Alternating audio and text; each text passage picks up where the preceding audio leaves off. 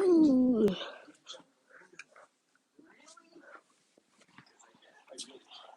Hello. Welcome.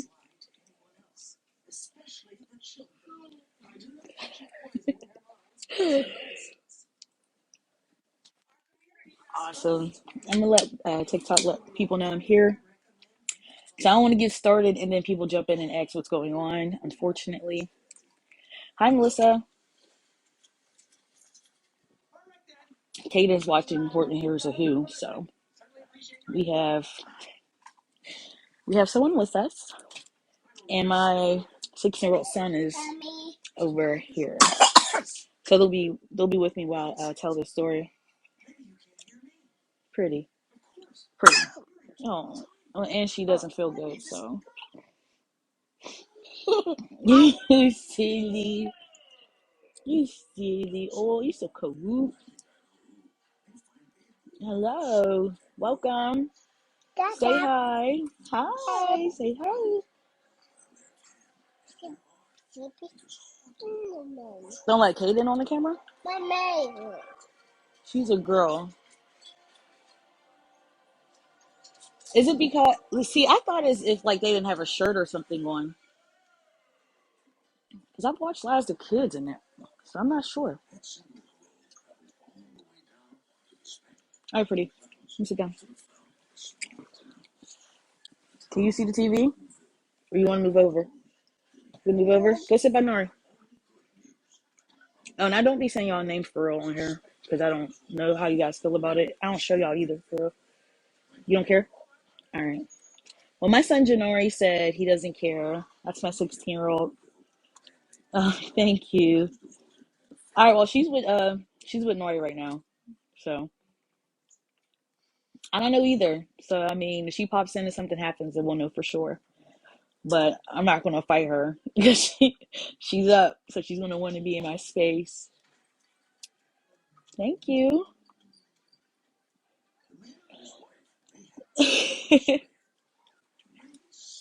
She should be going to sleep soon, like getting tired. So it shouldn't take me that long to get through this. Right. So let me know. Are you guys coming from the video that I said that I will be talking about this subject? I know people just jump in sometimes if I come up in their For You page and then just keep scrolling. So yeah, let me know. Because if not, I have to give a whole introduction in regards to what I'm talking about. Oh, you just jumped in? Well, thank you for sticking around. I appreciate it. Well, are you familiar, Melissa, about my story, or are you new to me? Because then I'll just start with not the beginning, but a synopsis of where I'm going. And if you want more detail, just check my videos if it's not. Okay, that's fine. Okay.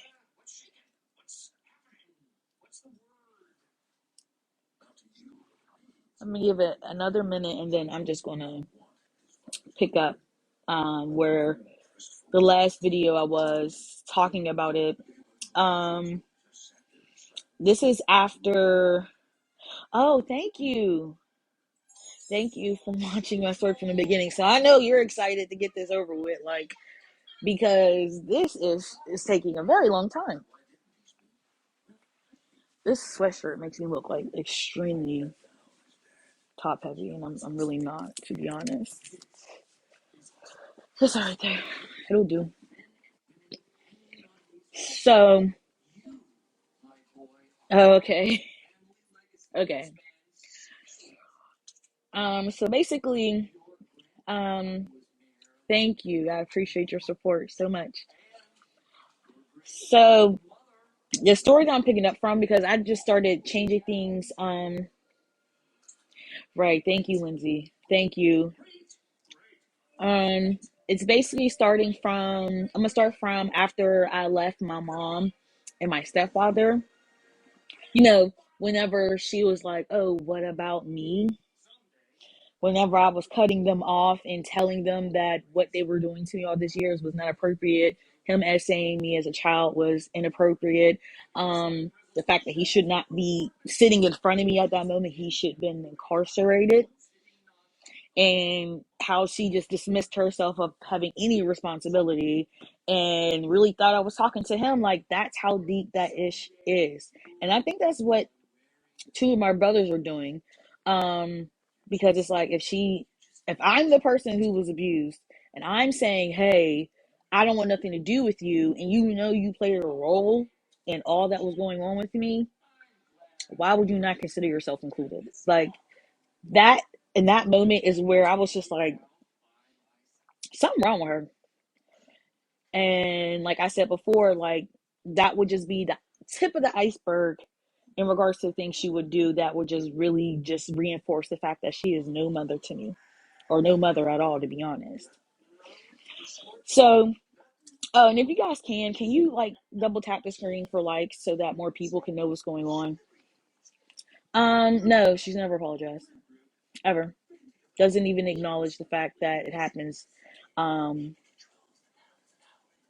with people. Didn't even. Like, it's crazy. So I left there and I felt as if, I was doing something that was very, like, I was strong of me. Like, you did it. Like, even though, like, this is like the main part of things that really like messed me up mentally and emotionally, was the fact that I legit was going to ride that out to death. I was going to ride out the secret till death. For my baby brother, I would have lived to laugh forever. But the course of events in regards to me being depressed, like these incidents with my mom, like it being reinforced in therapy, like, she's no mom to you. Thank you. We are not. We are not at all. There isn't one. No. He's still, like, what he did to me was just, it's unforgivable, to be honest. Um, I think I just answered that. I don't. I do not have a relationship with my brother. Um, So time passes because it's not like I left their house and was like, I'm going to file charges. That was not what it was. I had no idea where I was going to be going when it came to looking to file, I don't know what I can say on live, but people be cursing and stuff. So I don't know, y'all. I don't want to say some stuff and it cut us off. But the sexual child abuse charges that I knew for certain he did, I knew that he knew he did, and she knew he did. If it wasn't proven all these other times in my story where it was like his reasoning for doing it was because something my mom did or whatever the case may have been. Just growing up, like, she knew, she threw it in his face in arguments growing up. Um, oh, thank you. Um, and then how, like, the adult women, because when I told the story about how I found out by a childhood friend and they asked me never to say who they are, which they're dealing with their own ish, but they listed off the women that I knew. Some of them I knew very personally, and some of them I just knew around about. Like, I didn't really have good relationships with women at all growing up, except like somebody else, but that I don't want to touch on that right now. But whenever they gave me like the list of the names of these people, and then the fact that one of the women told me to my face, when I'm thinking I'm pouring my heart out, I think I'm pouring my heart out to her, and I'm letting her know, like, this is what happened to me when I was a kid, this what this and the other, and for her to be like, yeah, no, what, you knew my whole, like, guys, so many things in this story shook my reality, shook it. So whenever it's like hard for me to keep telling the story and things like that, it's not that I'm reliving it. It's like, this is real time. Like, me talking and having this sit down was a year ago. Not even a year ago. In February, it'll be a year ago. Really? Wait. No. Wait. I don't remember, y'all. But it wasn't too long ago. Like, all this stuff is new to me. Yeah, last year. Anyway, so I start going through the process of mourning. I started to mourn life that I 2 years. Oh, I'm not sure. I think it was. It's the timing because everything sparked off in February. It'll be 2 years in February. Thank you, thank you. It'll be 2 years since I left my mom's house after having a conversation. Oh, good job. You got some chips? Okay, go sit down. Watch a movie, okay? Um, since that happened. So I started the mourning relationship for what I thought it was. Okay. What like I said, I was ready to take that to the grave for my baby brother. Um, what my baby brother was doing at that time, like showing me like he didn't have my back, he really wasn't supporting me. That didn't come to the forefront yet. Me knowing that I shattered my children's reality as well in regards to who they thought their grandparents were and everything like that. So, like, I'm the person who's spearheading all of this. Like, I am hurt that I'm hurting so many people right now. But I feel so freed at the same time. So I'm conflicted, right? So, and which is crazy because when I was talking about, the unaliving yesterday, it's like it was crazy because like I said, it reminded me of this time. Um like I laid in the bed and I'm just like, again, there's a loop that plays like you're not good enough, like they'll be good better without you, like why would you do this to them, like you're hurting them, and it just plays over and over, like what are you going to do? Because at this time I was not aware of what my mom's family, um their position on everything. I thought I was literally by myself in everything. All I had was my little family. My brothers weren't out yet. They were incarcerated. They didn't get out until April and July. So I'm just really out here by myself. I can't tell them yet they're not out. So the unliving starts to occur. I take medication for my mental health. And at that time, it wasn't the dose that it is now because I upped it. Yeah. Um, but I had just gotten a new refill. Okay. I contemplated, like literally thought about it real nice and hard about taking them. And how close I was to making it happen, like scared me. I didn't tell my partner at the time what was going on with me either. So I was really doing this on my own. Like I was really hurt. I could recall waking up in the middle of the night, and sometimes my partner would sleep on the couch, and I just came downstairs to him and like really just bawled my eyes out because I just really couldn't wrap my head around like what is wrong with her? What is wrong with my mom? Like why can't she love me the way I love my kids? Like why is this not happening for me? What did I do to deserve a mother like this? Like what did I do to deserve to be treated like this? Um I know. This was then. I had to do some therapy since then. Yeah. Um, so all of these things combined, and the fact that see, my job, I handle a lot of like people's issues. I work in insurance. So when someone has a complaint or they're upset about something, it's my job to investigate and fix that member's problem. Okay. So all day I'm just not even hearing, well, if I have to listen to some calls, but I'm reading complaints every single day, right? And I'm dealing with my own shit, right? So work hit the back burner. I was not thinking about work, didn't care about work. So not only that, it's just like I'm falling asleep doing work because I was working from home. I do work from home. I'm going to sleep, I'm depressed, and then I had thoughts of unaliving myself.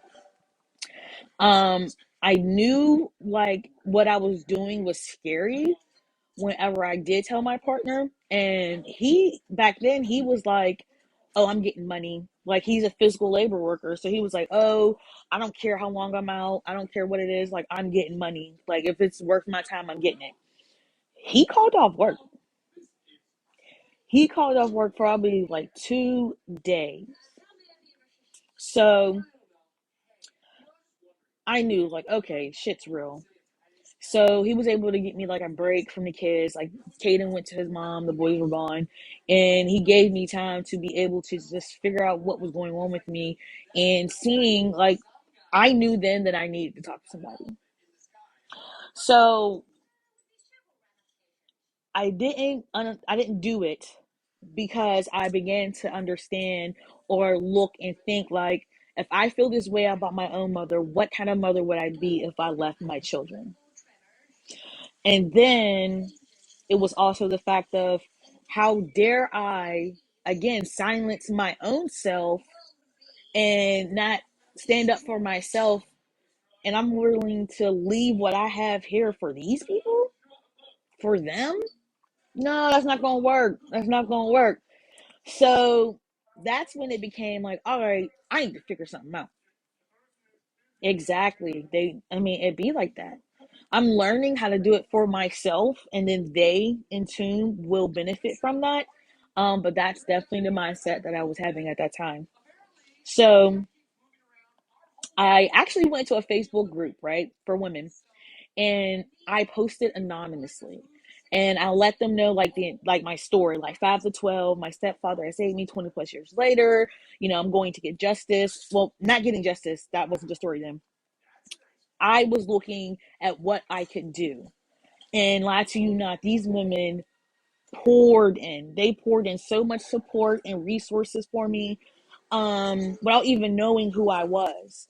So one of the resources that they gave me was PAR, which is Pittsburgh Action Against Rape. And they just told me, like, check them out, they're good, whatever case may be.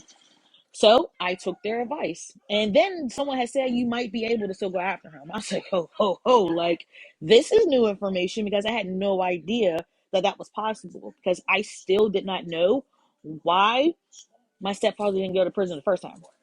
Okay. So I contact PAR online. I type out everything. At this point, I have nothing to lose. I have nothing to hide. I addressed who I needed to address. I told who I needed to tell.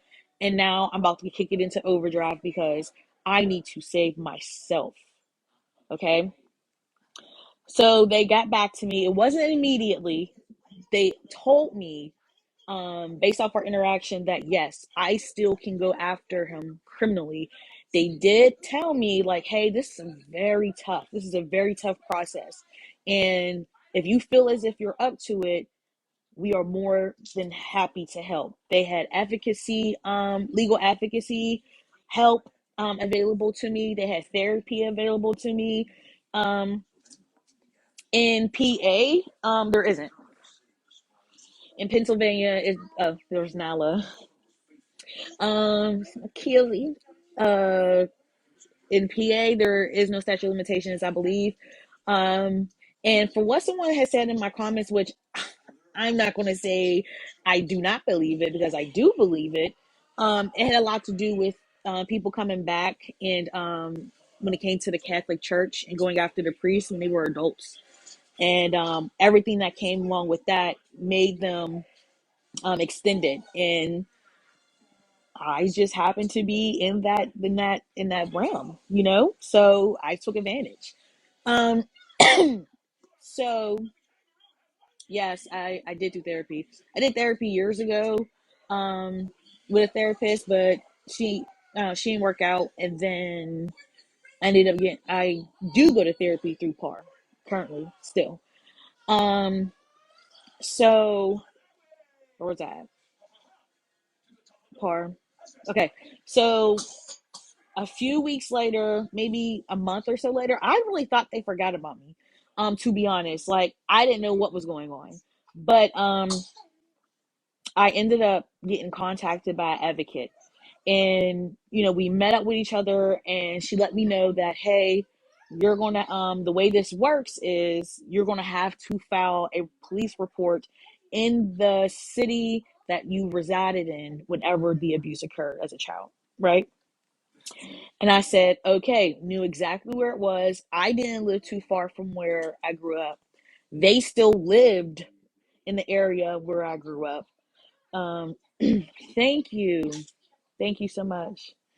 Um, So I knew exactly where his police station was. So I go there. Now I'm skipping over things because I don't want to just break everything down, every single thing. But just understand there's a lot of mental turmoil that comes into place. I did have second thoughts. I did feel as if like, why am I doing this now? I let them live like this for so long. Um, so well, let me help with that part because it's for me. It was not that hard, or that long at all. I lie to you not. I filed my first police report on September 11th. He was sentenced on May 26th, 2021, this year. So wasn't long at all. So it was September 2020, May 2021. Wasn't even a full year. So that's just my story. Um, so I filed the police report, which was kind of awkward because it was like, here I am giving a report from 20 plus years ago to this station that may not even see that much action, so this is like a big deal.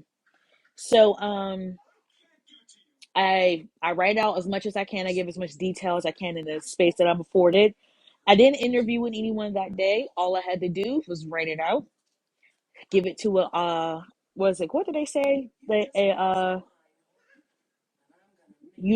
A uniform officer, and they would send it off to the detectives. So September 11th is whenever you thought of February. How to speed the process? Lovely. He's doing 5 to 7 with additional 5 sex offender probation right now. So I get the call from the detectives, right? I'm like, listen, guys, I am shooketh, okay? No one knows what I'm doing. Nobody knows what I'm doing. I repeat, nobody knows what I'm doing right now. Okay. Now, about this time, my brothers are out of prison. Okay. So the first one in April, very much so. Very much so. Um, the first one I told was I didn't tell him when he got out. Okay, he's the one that's like, "Oh, family, we gotta do what we need to do," right? And I was just like, "Man, let me let him just get out and get acclimated to his kids and everything, and I'll take him, pull him to the side, and sit down with him, and we'll have a conversation." Well, things started to happen with my brother that was really starting to piss me off because, again, he didn't know what the hell was going on, right? So my mother would be probing him about me. So he's sending her photos of my kids, like it's his first time meeting Caden.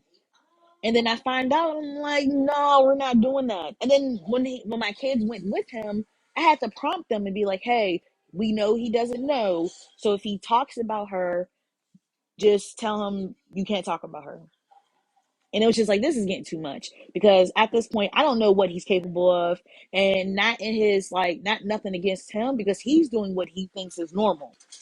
And it was up to me to let him know this isn't life no more for us. So I told him he honestly for me he's the one that took it the hardest out of all of them was him. Um, and I could say it's because me and him are Irish twins, so we're the same age for like a good month or so. So a lot of life we have grown with each other and experienced. So outside of this trauma that we dealt with outside of them two, because there was trauma we endured like from other people, um, and then in living in that household, outside of me being sexually assaulted by my stepfather at a very young age, we were also being abused physically. He was a crackhead. Well, I don't know what he is now, but he was a crackhead. So we're dealing with the missing of gifts, the blaming of my brothers for missing money. Um, these two people are childhood survivors as well. Well, I can't even say they're survivors. Like they were existing. They were drowning in their own mess and then trying to raise us. So we got the brunt of a lot of stuff from them too. But I always had my brother's back. And he knows that. So the simple fact that he is now made aware of what's going on with me. And it, like, a lot of things that was common in me telling my story about my abuse and how keeping it silent like affected me was the fact that everybody knew something wasn't right, but they just did not know what it was. Because stuff would happen that would be talked about when it came to what happened to me. Like I said, she brought it up in arguments with my stepfather, saying he likes little girls. She would throw it in his face because I'll get to it. But so he took it the hardest. He knew something was up with our mom. He knew that she wasn't the mom. She isn't right. Like, he was more so on the side of things where I was like, well, in my beginning stages of like, why is she like this? Like, why doesn't she like love us? Like, she's weird, like, et cetera, et cetera. So he took it the hardest, like, out of my brothers. So then he's on board. He's like, oh, F that, F her. Like, there's so many times where, like, the stories I've heard about people, like, what they call it, like, lacing their shoes up for me, like, with this situation is crazy. I hope so. I hope my voice does. Like, this is the reason why I do it, because I know I'm not the only one. And if I could be that, and my story is crazy. Like, I've never heard my story. So I figured, why not share it, and be that face and that voice of like, you can do it, you know? It's hard as hell. Like, I'm not going to, and that's the thing, I'm not going to ever play it like everything's good and great in all that cases. Like, yeah, it's freeing for the moment because you still got to deal with everything else surrounding it too, you know? Thank you for the likes. Um, so like July, I went to go get my middle brother, me. Okay. At this time, my mom knows that my brothers know who my stepfather. I don't know. There's a lot of males involved. Let me know which one. So my mother knows that it's just coming down. Like, I'm hitting everybody up. So okay, you got one son who do not know nothing, right? And he's the one I feel was getting the brunt of like the neglect from my mom. He apologized at sentencing. He semi apologized at the face to face meeting. By saying he didn't mean for like me to be affected. Like, yeah, what the fuck are you talking about? What are you talking about? You know. But my middle brother is the one I feel was the one who was lacking the love from my mom the most.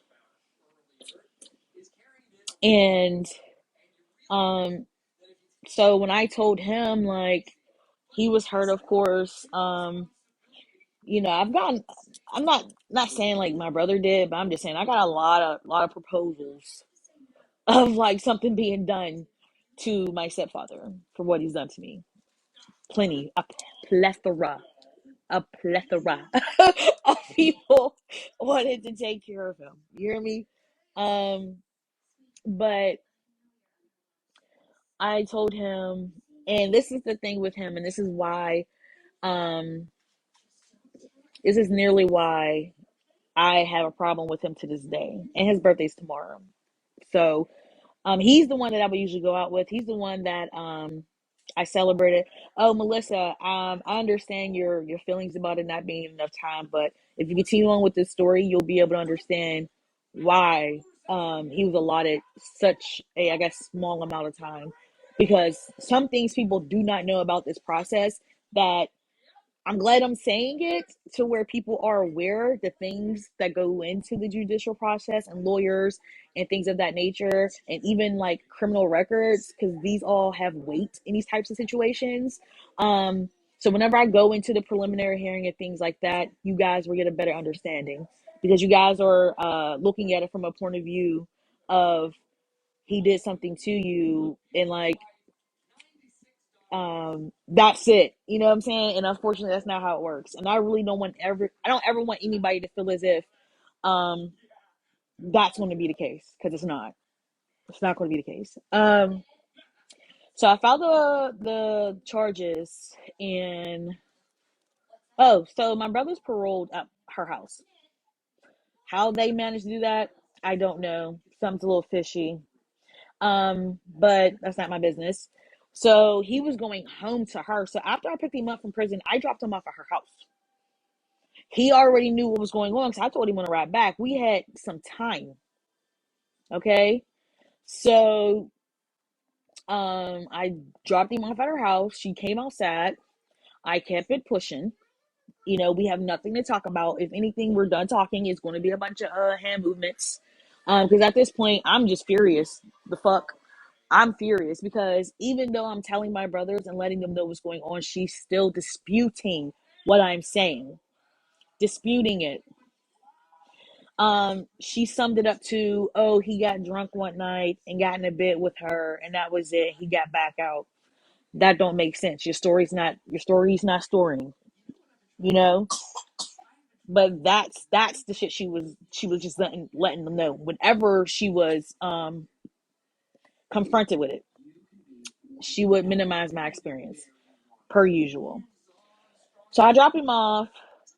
I start doing stuff for him in regards to getting him rehabilitated. I'm taking him to open up his bank account. I'm helping him with jobs, sending out resumes, filling things out, things that they are unable to do where he's at, like my mom's house, because they're not educated enough. Unfortunately, after all these years, they aren't good at resumes and getting a job and keeping a job. That would be my forte. So I did that for my brother with no questions asked, buy him work clothes, all of that.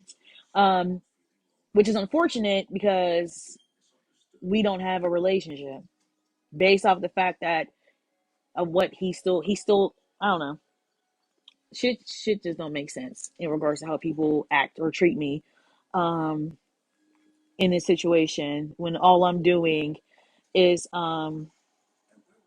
speaking my truth and getting justice for myself. So no one knows come September that I went and filed the police reports. I didn't know where this was going to go. I didn't know how it worked out. Every step that I took was blind.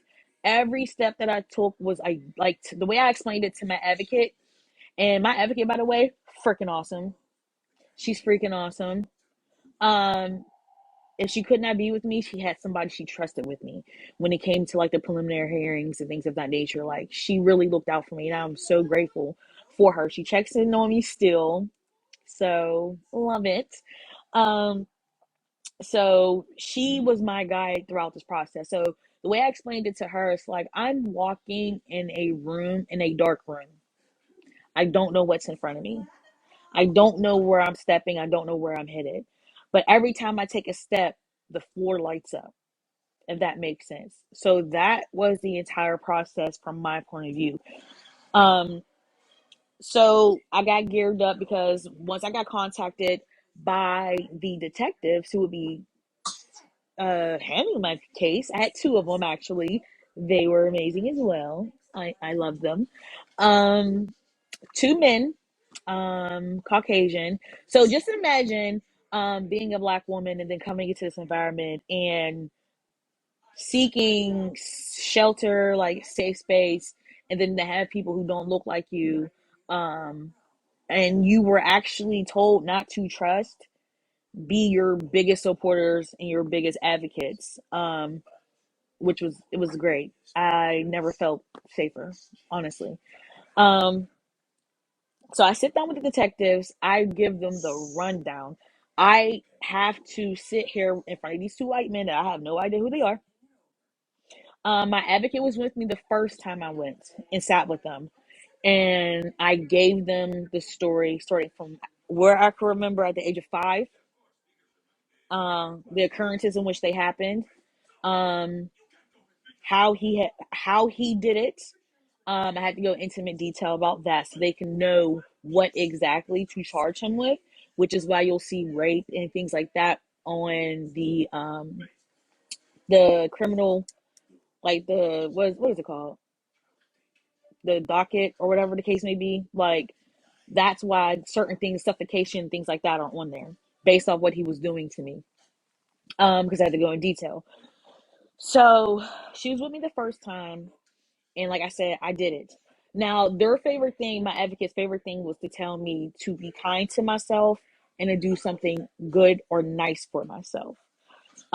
Which she wasn't lying because it really was taking me through a loop. It's a really draining process.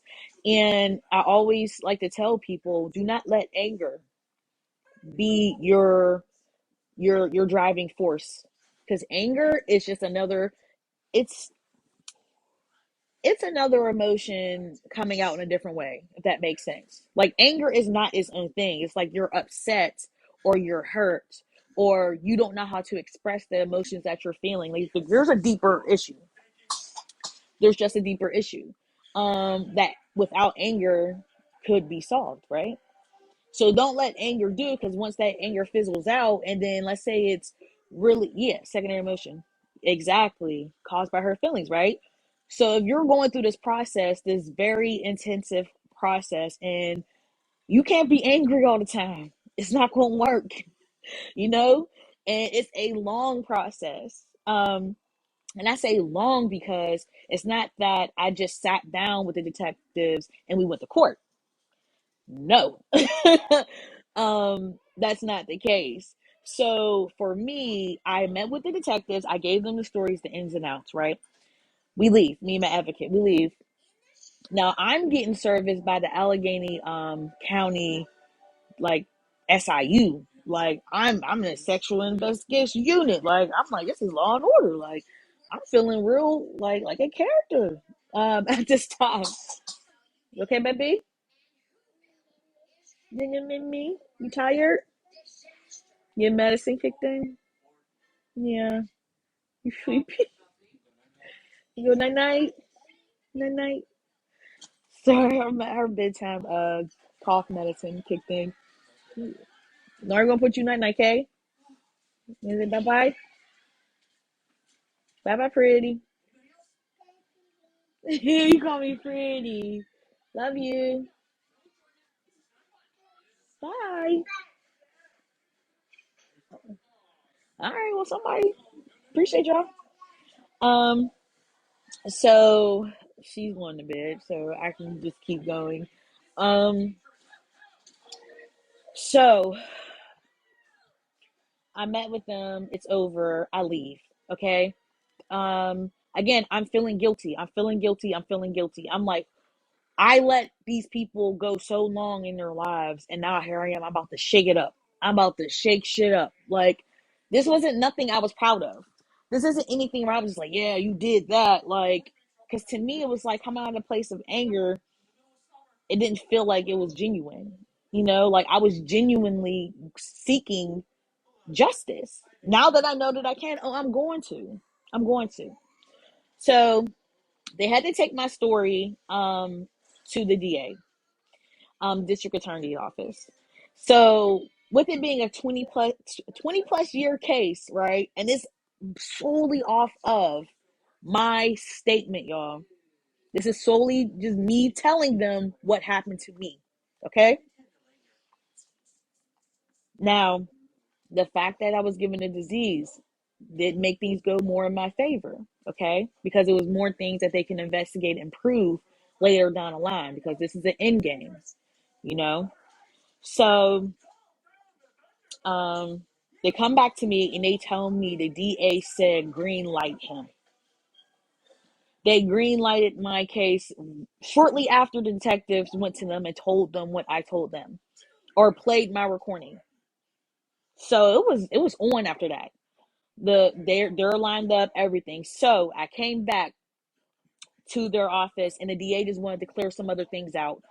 Um, just trying to make sure like my ish is clean, my story is good, and I did that. I came back this time. I was by myself. I attempted to document it, but as I was talking into the camera in my car while I was about to go in, the detective calls me because they had to come down and get me. So I was like, God damn it.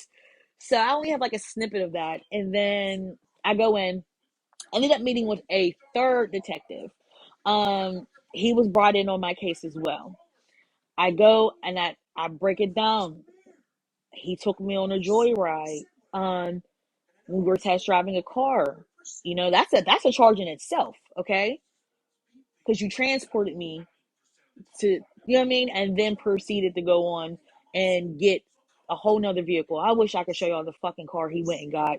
from the one that he, S8 me in, was not family friendly at all. Like, how you got 4 kids and we in this little ass Cadillac Broham? Like, that's what you decided to get. But anyway, um, so the process begins. At this time, all I do is I sign over my health records. Like, now they can go in the system. Like I said, I work in healthcare. Okay, so I work for the system in which they're trying to get this information from. I'm not worried about it. However, I'm aware of how the authorizations go. I'm aware of with the history of the company I work for, how certain hospitals transferred over. It being 20 plus years later, where it's just paper to electronics, things of that nature, right? So they started doing their investigation. I had nothing to do with anything at that point. They told me, I'm never going to hold you. My detective told me to sit back and look pretty. And I said, I'm going to do that. I'm going to do just that. Like, you tell me not to worry about nothing. You guys got it. Okay. So they did their thing. They started to pull stuff up, and during this process as well, I found out there was a sealed case on file for him, not through the detectives, but from other ways. There was a sealed case for him from '99. Everything came to the head with me in '98. In '99, he had a sealed case, so that means he gave somebody up so he could get off. And based off the history that I know it to be and what has been confirmed to me, it was because he was found in a hotel room with a 16-year-old girl. So he never really did time for that either. Um, so all this new information is coming out. My fucking mind is going in circles at this point. Like, I'm learning so much stuff, right? So September, October, November. The thing I said 1 year later, so I believe it was November, I had my preliminary hearing. So this is the hearing where once the DA figured out the charges, which is the first thing I showed you guys, which was it was 8 or 9 charges from '98 that he was going to be facing. They take it to the magistrate, right? And they decide if my statements in front of him is going to stick. All right. So I'm trying to think. I want to make sure I have everything. No, I don't. I don't have everything, y'all. I skipped over some things. Oh my God. All right, so I filed the charges in September. So September, October, November. November was the hearing, preliminary hearing, right? So between September and November, a lot of shit popped off. Okay. Um, they started doing an investigation. There were certain people they wanted to talk to about my story, because I had learned whenever I was talking and telling people that I thought were close to me about my experience, I was learning that I had told people when I was fucking 5 what was happening to me. Granted, they were my age, they were my classmates, things of that nature. But the fact that my little bit of mind from 5 blocked that shit out blew me. Okay? I'm getting hit left and right with shit, y'all. Like, oh, you told me at 5, so out of 20 something years, you didn't think to have a conversation with me? You see how this shit's playing out. Like, you see how we're seeing her faking this whole family dynamic, and you can't pull me to the side and be like, yeah, Keish, I know. Like, I know what he did to you. Like, that blew my fucking mind. I still don't know how to feel about it. Um, So they go and they talk to these people to, corroborate my story. Now I did not want to be a part of that. They're like, oh, do you have so-so's number? I can give you a number. Of course, I can give you a name, but I don't feel comfortable asking someone to do it, because I don't at any point in time want anyone to be like, she told her to say that. Like, I was so afraid that he was going to get off based off like technicalities like that, right? So I give names. These people do show up for me and they do interview with the detectives for me, okay? So then there's issues. And this is why I'm like, this shit takes long. Like, I've been on here for damn near an hour and I'm not even at the official hearing and my throat hurt. So it's like,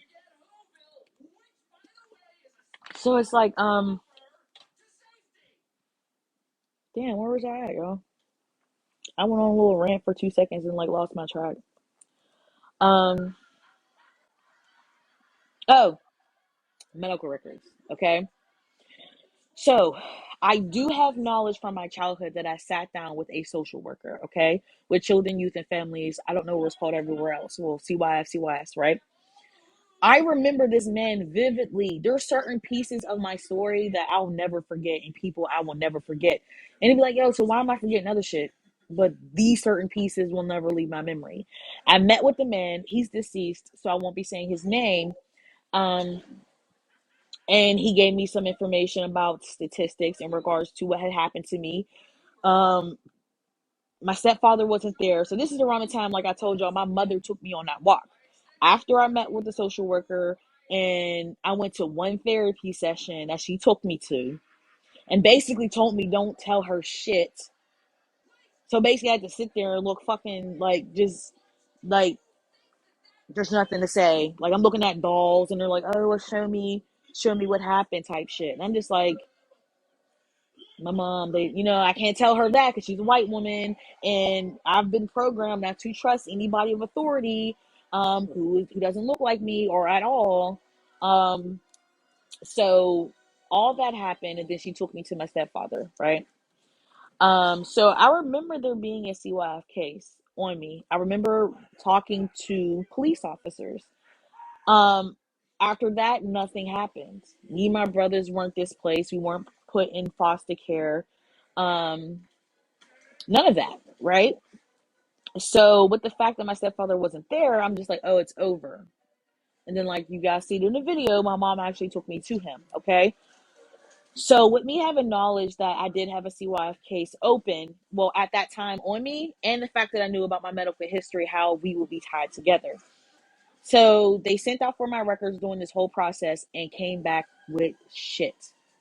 Nothing. Nothing. My ass hurt, Nothing. Can you guys do more likes so more people know I'm in here? Because this stuff is about to speed up. Because we're about to go through the preliminary, and I definitely want to give people the information with the judicial system that I experienced, so that they can be aware. Because I know a lot of females and males on this app are trying to find ways of how to start the judicial process against their abusers. So I thank you so much for clicking these likes so I can get more people in here. Um, okay, so the medical records came back with nothing. They could not find me. A big reason was the hospital had changed owners. They switched over. So the medical records from what the hospital used to be was not present to the current hospital, which is the company I work for. They did not have me at all in their system.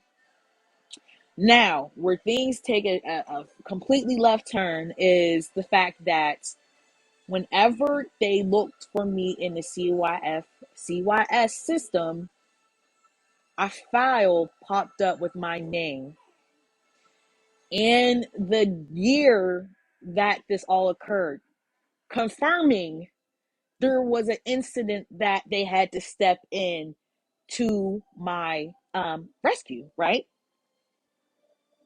Again, guys, these are things that I'm being told, like, in the midst of everything. Like, this, the way I'm saying it is like, oh, this happened and this happened. No, these are days, these are weeks. Like, I'm dealing with the emotional and the mental, like, like, not the consequence, but the backlash of it, okay? So, whenever I was told that they could not find my medical records, I was hurt. I'm like, because I had to get a rape kit and everything, right? So, it was just like, damn, like it's not in there. Like I'm sure there would have been information in there that would have gave me some clarification as well, because I wanted to read them. because I wasn't privy to what was going on behind the scenes whenever I was at the hospital the day that we found out that he gave me a disease. So we have a file at COF. Okay. Wrong. That's it though. All we got is my name and the year. We were hoping that they would be able to go in that file and have a copy of my medical records in there, along for the reason for the actual call to them, correct? All they had was a file name, y'all. No file. And then the person who worked my case is deceased. Y'all. Wow. Now, at that time, did I think it was over for me? No. I knew my word was truth. I knew what the fuck was happening was fucking real. And this is my damn life. And I refused to hear anything else. So when they told me that, I'm like, okay, that's fine. You know, I was kind of pissed off because like this is just taking like notches out of my accountability. Like it's taking it. But the fact that they were able to find the file with my name on it and everything showed them like, okay, there's some truth. They didn't need a stack full of paper. They didn't need all that, right?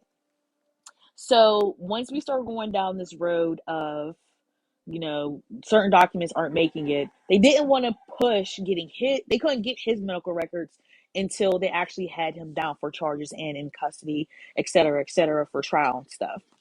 So we couldn't do that yet. Okay. My medical records state my disease, but they wanted something that stated it from inception, like from when I got it. Okay. We didn't have that. So,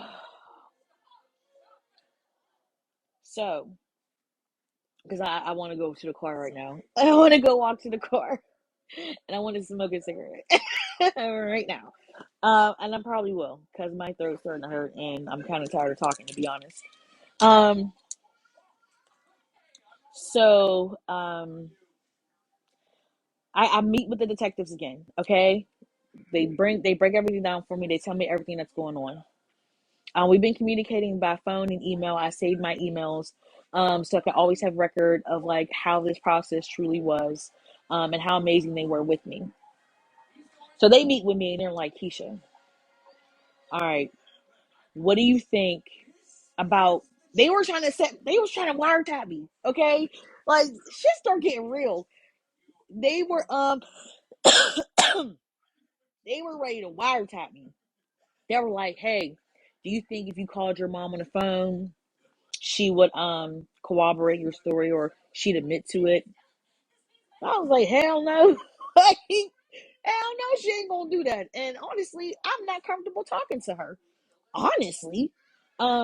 And it was like it's gonna look real fugazi, it's gonna look real fake if I stop talking to them in February, like not a peep to my mom, to nobody. February. We in October.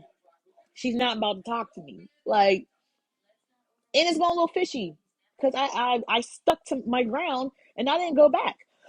I didn't go back. I didn't talk to anybody. Okay. So they were like, well, because they were going to have me call her from a certain location, and then they were going to like it was some shit, and I was just like, no, I don't think that's the route we should take. And then they were like, well, what do you feel about us bringing her in and interviewing her, right? I'm like, yes, please, please, please do that. Please go interview my mom. I was like, because first, she's not good with her emotions. If you do something that is like irritating her, she does not know how to like keep that shit to herself and present a calm front. So she's not a very good person to put in a high stress situation where she'd have to lie.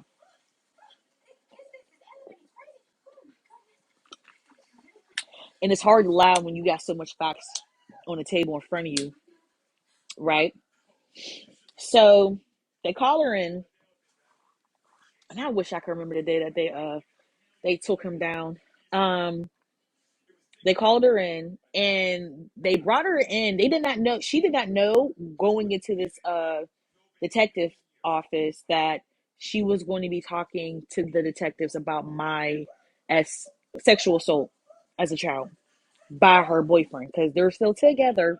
Okay. Well, they were still together then. I don't know their life now, but then they were together. They were a couple. Actually, he drove her to the detectives. So, um, I'm telling you, man, this is comical to me. This is comical. Um, Actually, I'm gonna take y'all side with me and keep pressing likes. And if you guys have any questions while I'm like making my way to the car, please ask them. So I'm not. Ooh, sorry. Uh, I have the tendency, which I'm learning, with codependency, is that I people please, and it may not come out in the sake of like, hey, like me saying, hey, please like me, or XYZ. It's me like hiding things about myself, keeping information about myself. Um, just a couple seconds in the dark. Um, so that I'm more accepted by people who don't even really know me or anything of that nature. So, for instance, the fact that I'm about to light a cigarette on live is something that's going to be very, I wouldn't say triggering for me, but it's going to be something very opening for me, eye opening, I guess you could say. Except at any point in time when my stepfather wasn't like, don't know.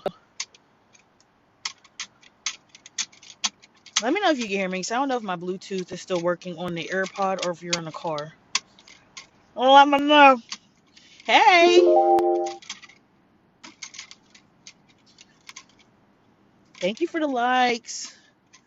I'm trying to set you guys up so I can do this hands-free.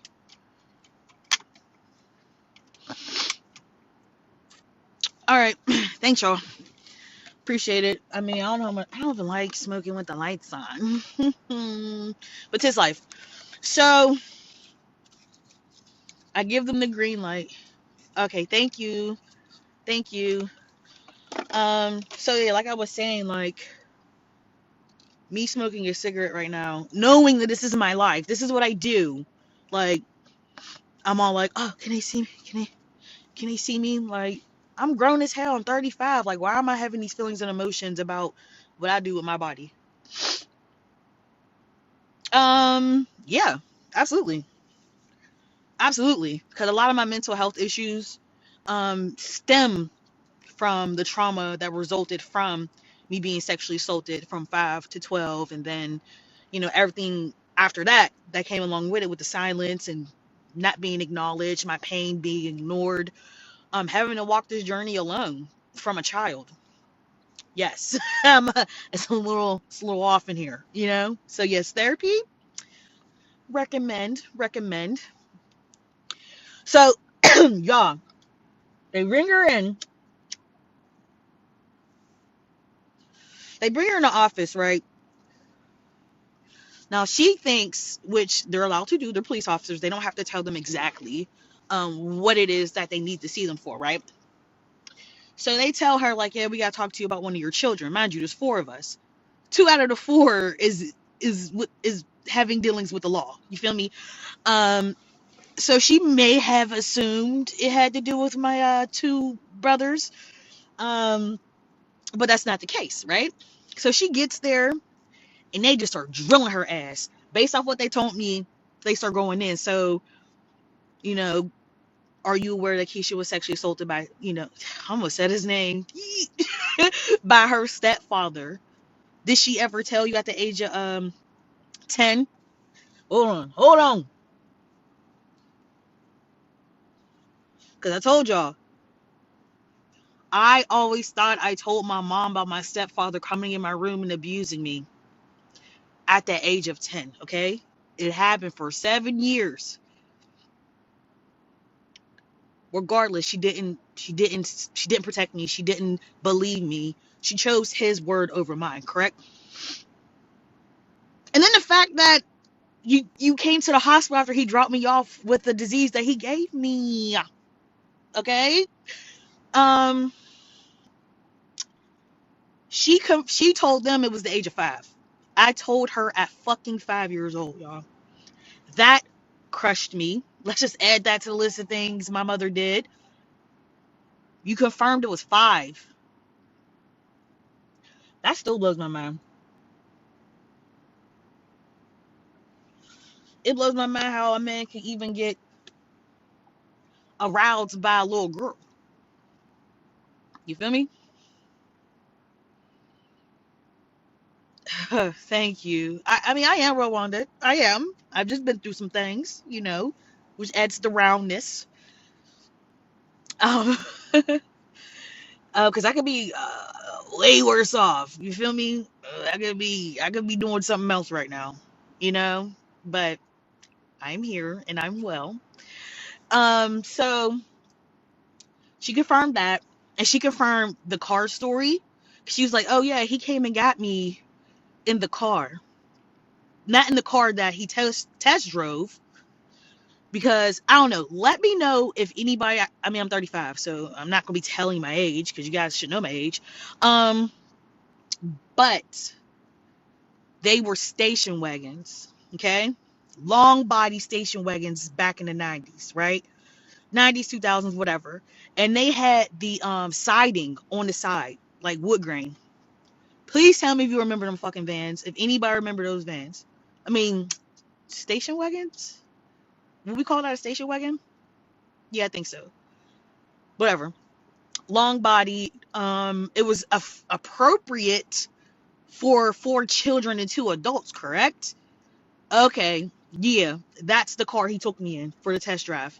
And then he ended up getting a dark blue Cadillac Brougham, which is like a pimp car that can barely fit all 4 of us in the back. It was the it wasn't the family car. It was the car that he took me out on a test drive when we were looking for a new car. That's where he sold to me in. So she was able to confirm the fact that we went test driving for a car and that he came back with the car that I described in regards to the dark blue Cadillac. Yep. So she confirmed that or whatever, and they, I guess, for myself, for my mental sanity and for my emotional well-being, they did not tell me anything else. They did not tell me anything else that she told them. They told me that he said I had my mask on, but Keisha, if my mask was not on my face, my jaw would have been on the floor.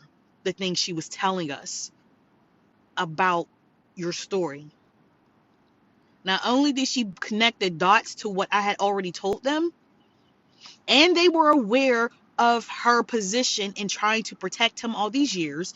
They knew what she was on before they met her, so they already knew how to play it. But even then, they were still fucking amazed. They were still taken aback that this woman could sit here in this room knowing what's going on and knowing what's about to happen and give us so much detail.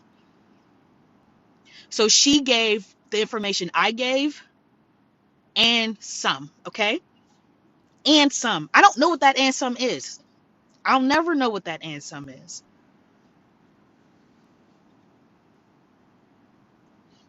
So, like I said, they called me after it was done because I knew whenever she did know everything. Obviously, yeah. Come on now, like, you know. Um, they told me when they would be going to, they had the appointment with her when they would be meeting with her. So I was aware. I was out, I think, going grocery shopping or something. She did not get charged, not at all. um, I was shopping, and then they gave me the call and told me what she said. And I mean, I continued with my duties. I still gotta, provide for my home. But every single time I got information in my case, it just crushed me every single time. Every single time. Like, I'm surprised that I'm even able to tell this story. Like, that's how hard and how hurtful it was. like in this entire process. So, like I said, my stepfather drove her to meet with the detectives, right? So obviously, when she walked out that motherfucker, he knew what was up. Like that's when shit hit him. It was like, boom. Oh, it's going down. Oh, it's going down. He knew. So, I don't know what happened after that, but please believe me, I was on guard 100% because I'm like, now it's out. I don't know. No, they said being still was something deal with him. Like if I wanted to go after her, I would have to do something separately. Um, yeah. And I get this a lot when I tell my story about my mother not being charged. And to me, I was looking at the greater scheme. Now, I've had 20 plus years to watch karma kick both they asses. Okay?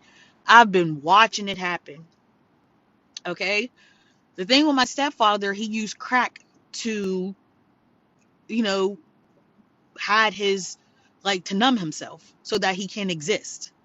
You know?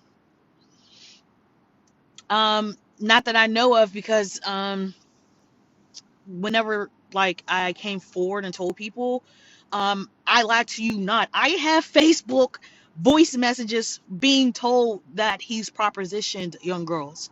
That there's a story of someone from childhood that he had who was mentally like unstable that he took advantage of. Like these are stories and stuff I have and that I know, but I can't do nothing with it because it's hearsay.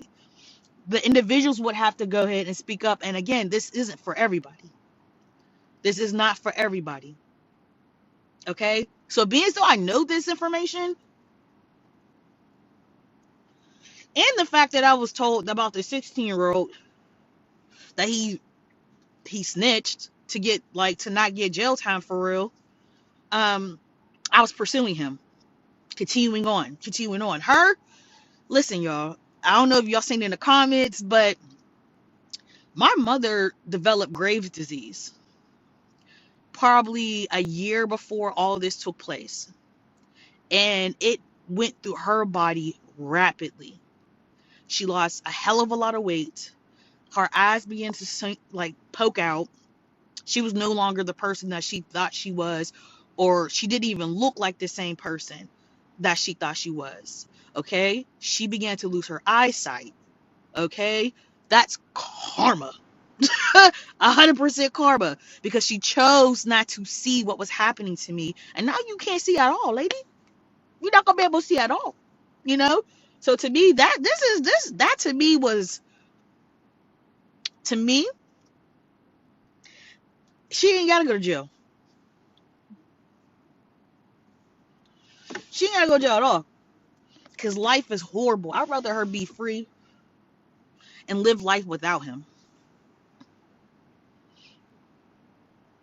And then him be in an environment where people like him are not tolerated. So after they talk to her, they get the warrant. Okay? She put the nail in the coffin. We don't need to do nothing else. We don't need to talk to nobody else. We don't need to do nothing. Okay? So he got 5 to 7. He has to do a mandatory 80 based off the crimes that he admitted to. And and he has an extended 5-year sex offender probation where they monitor everything: liquor intake, drug intake, computer activity. He's not allowed to be on a computer, can't live around kids, can't be around kids, and he has to register as a sex offender for the rest of his life. So there's a lot that goes into his sentence that I was okay with. Um, so they tell me they get the warrant, right? No, not 80 years, not 80 months. 5 to 7 years, but he has to do a mandatory 80% of that time while in prison.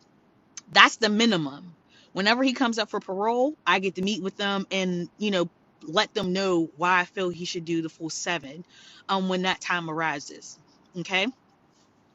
So, but he has to do a sex offender program while in prison as well. That's the 80%.